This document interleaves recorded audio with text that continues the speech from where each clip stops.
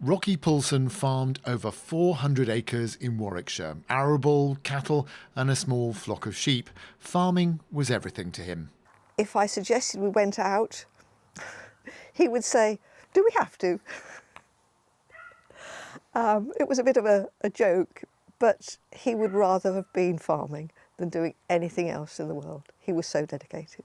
Rocky died through suicide in September last year, just days after a compulsory government inspection had identified a single issue on the farm: 18 sheep with the wrong colour ear tags.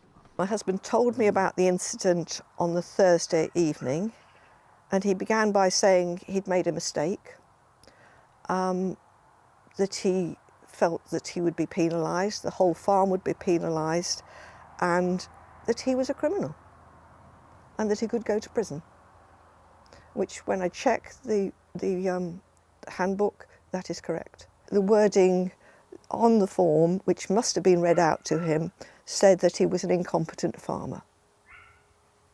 It cut him to the core. He couldn't live with himself.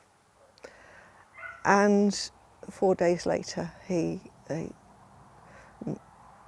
did what he did, which was just devastating for everybody. Since Rocky's death, Rita continues the work of the farm, including looking after her small herd of cattle. And of course, that also means inspections of the farm continue as well.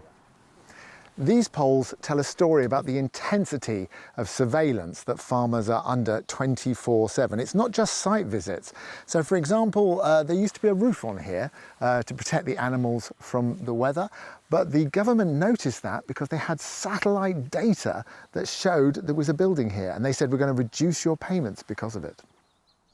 In the end, the roof was removed so the satellite could see the pasture underneath, and talk of cuts to payments stopped. But farmer and family friend Charles Goby says all this shows that inspections, while needed, are often too focused on criticism and financial penalties. And there are a lot of farm inspections.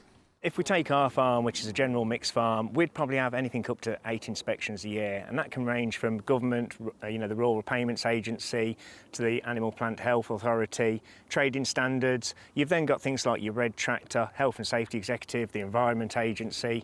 So there's always different pairs of eyes coming onto your farm, not looking to see how good you're doing the job. All they're interested in is any small fault they can find. In a statement to the BBC, the Rural Payments Agency said, "We were deeply saddened to hear of this tragic death. Our condolences go to Mr Poulson's loved ones, and we have been in contact with his family to offer our support. We will continue to work with farmers and farming welfare organisations to further improve our engagement with the farming community."